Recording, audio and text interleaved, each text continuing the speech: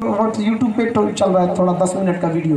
वो लड़की उसका दिल तोड़ती है, वो आईएएस हो जाता है। अगर दिल टूटने से आईएएस होता है ना तो पूरे गली के आवारा सब कलेक्टर बन के बैठा है। जब नहीं होता पढ़ाई करते रहिए। केवल और केवल पहले भी कामयाबी पढ़ने वालों को मिलती थी और आज भी कामयाबी केवल पढ़ने वालों को मिलती है। और जब तक पृथ्वी रहेगी ना वही कामयाब होगा जो पढ़ रहा है। अदरवाइज आप कितना बहाना मारते रहिए आप कभी नहीं कामयाब होंगे। जब तक आप खुद मेहनत नहीं कर सकते हैं तब तक आपको कोई नहीं आगे बढ़ा सकता है। इस दुनिया में केवल आप हैं जो आपको अपने आप को आगे बढ़ा सकते हैं। यही जो चीज़ आपको चाहिए सोचते हैं कि आपको आराम से मिल जाएगा तो कभी नहीं मिलने वाला है। जिस रास्ते स्वामी विवेकानंद ने भी कहा था कि जिस रास्ते पर अगर आपको तकलीफ नहीं होती है समझिए कि वो रास्ता गलत दिशा में चला गया। क्योंकि मंजिल का रास्ता बहुत ही तकलीफ वाला होता है लेकिन मंजिल बहुत ही आरामदायक होती है। केवल रास्ते में तकलीफ होती है। और कभी घबराना नहीं चाहिए बहु मेहनत से, कभी नहीं घबराना चाहिए। क्योंकि पहाड़ से निकली नदी कभी ये नहीं पूछती है कि समंदर अभी कितना दूर है, चीरते हुए चली जाती है वो समंदर तक। कभी नहीं पूछती है कि समंदर अभी कितने दूर है। तो आप लगन से पढ़ाई करते रहिएगा, ये नहीं पूछेगा कि अभी कितना मेहनत करना। आप तकलीफ से कभी नहीं घबराना चाहिए। रेस का जो घोड़ा होता है ना, रेस का घोड़ा, उसका मालिक उसको बहुत मारता है चाबुक से, बहुत मारता है, पूरा छाला पड़ जाता है पीठ पे। वो बेचारा उसको तकलीफ होता है बहुत और मालिक को मन ही मन कोसता है। लेकिन जब उसको क्या पता कि उसका मालिक क्यों मार रहा है, उसका मालिक उसको जिताना चाहता है। तो जीवन में कभी आपको तकलीफ हो ना बाबू, बहुत तकलीफ हो, तो याद रखिएगा आपका मालिक जो है ना आपको जिताना चाहता है। आप घबराइएगा नहीं। क्योंकि तीर को यदि जितना बाण को खींचा जाएगा, जितना खींचा जाएगा, याद रखिएगा वो तीर उतने दूर जाएगी। जितना ज्यादा तकलीफ झेलिएगा उतनी बड़ी बुलंदी मिलेगी आपको। अगर आप तकलीफ नहीं झेल रहे हो तो बुलंदी भी नहीं मिलेगी। याद रखिएगा ये तकलीफ कुछ खुशनसीबों को मिलती है। आप इतिहास उठा के पढ़ लीजिए, चाहे आपने राजेंद्र प्रसाद हो चाहे भीमराव अम्बेडकर। भीमराव अम्बेडकर को तो क्लास के अंदर नहीं पढ़ने दिया जाता था, लेकिन क्या हुआ, भीमराव अम्बेडकर को कोई रोक सका? गरीबी ने उसी तरह से उनको जातिवाद के नाम पर दबाया गया। लेकिन याद रखिएगा शिक्षा उस शेरनी का दूध है जिसने पिया वो दहाड़ा है। अब पूरी दुनिया उस दहाड़ को सुनेगी। भीमराव अम्बेडकर का बनाया कानून हम और आप चलते हैं और हम लोग इतना पढ़ने के बाद भी उनके बनाए हुए कानून को पढ़ने के बाद कहते हैं कि हम वकील हैं, हम एलएलबी, हम सुप्रीम कोर्ट के जज हैं। अरे कितना बड़ा जज हो तुम सुप्रीम कोर्ट को कि भीमराव अम्बेडकर के संविधान पर हाथ रख के शपथ खाते हो कि हम भारत की रक्षा करेंगे। ये उसी व्यक्ति ने लिखा जिसके पास खाने को रोटी नहीं थी, पहनने को वस्त्र नहीं थे और उसे जाति के नाम पर बाहर रखा गया था। इसलिए कभी भी याद रखिएगा बलि बकरे की दी जाती है, शेर की नहीं। इसलिए शेर बनिएगा, शेर।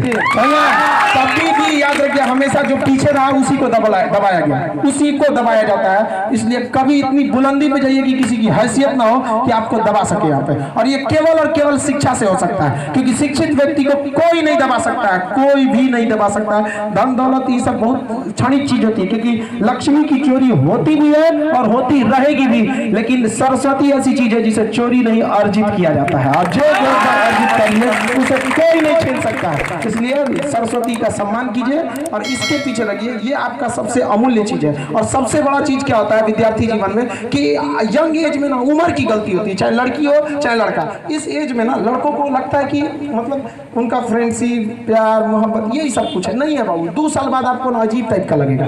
ये बात आप याद कीजिएगा, इसको रिकॉर्ड करके लग लीजिएगा कि 2 साल बाद जिस दिन आप कामयाब होंगे ना आपको ये सब चीजों पे अजीब सा लगेगा। जैसे अभी कोई लड़का याद करे कि A फॉर एप्पल APPLE याद करता है ना, इसे आप उसको देखेंगे तो कैसा मन में भावना आएगा? अभी बच्चा है, थोड़ा अपना याद कीजिए ना। आप भी वैसे ही याद किए ना। उस समय आपको बहुत टफ लग रहा होगा, 2 1 2 2 2 4। अभी क्या लगता है? फालतू लगता है ना। तो जो अभी आप कर रहे हैं ना ये लाल पीला हरा, ये 2 साल बाद फालतू लगेगा। वैसे ही लगेगा जैसे 2 2 4, बस वैसे ही लगने वाला लगेगा। चाहे लड़की हो चाहे लड़का हो, इस सब चीज में ज्यादा नहीं जाना चाहिए। और लड़कियों को तो खैर और इस सब में, क्योंकि आपको बाबू हम कहीं ना कहीं ये बात हम आपको अपने एक भाई बहन के नाम से बोलते हैं कि कहीं ना कहीं आपके ऊपर आपके भाई आपके परिवार का एक सम्मान है। कभी लड़का हो या लड़की कोई भी हो, कभी ऐसा काम ना करना चाहिए कि माँ बाप कभी चौराहे पे कभी सर झुकना पड़े उनका। हमेशा ये कोशिश करना चाहिए जीवन में। याद रखिएगा भाई, यदि आप सब लोग जमुई के हैं मुस्तफी, अगर आपसे कोई पूछे कि आप कौन है तो आप याद कीजिए, अपने आप से पूछिएगा। आपको अपने पिता के नाम का सहारा लेना पड़ेगा कि मैं उनका सुपुत्र हूँ। यही ना करते हैं?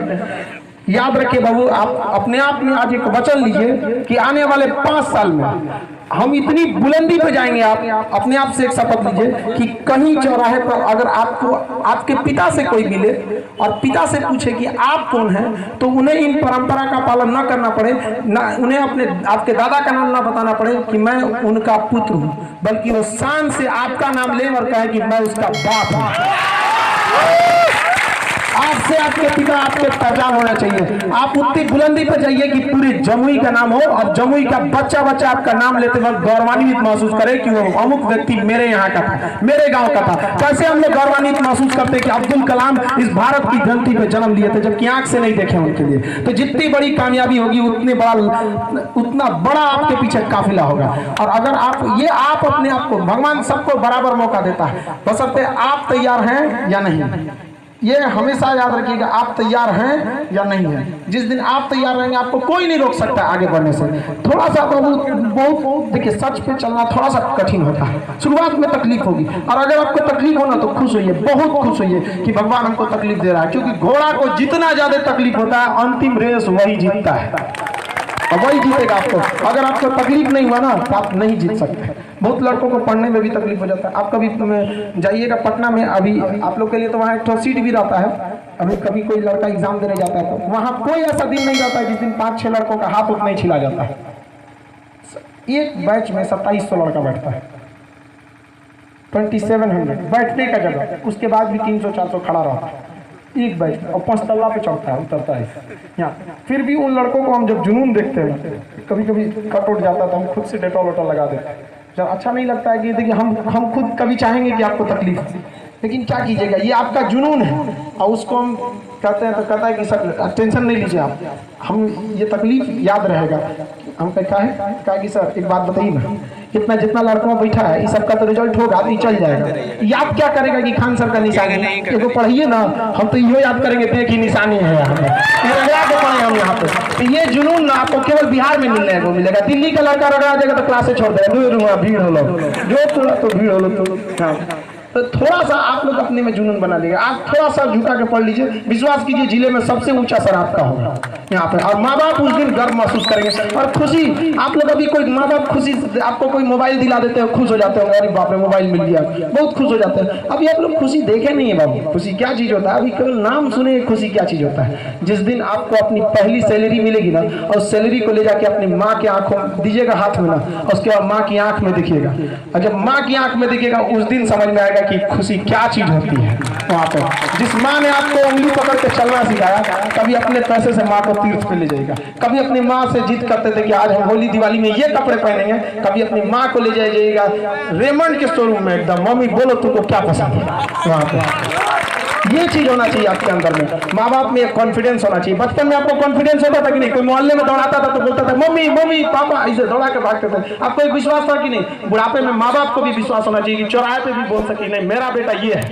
यहाँ पे आप अपना कर्ज निभाइए, कहीं ना कहीं इस धरती पे पैदा हुए और आप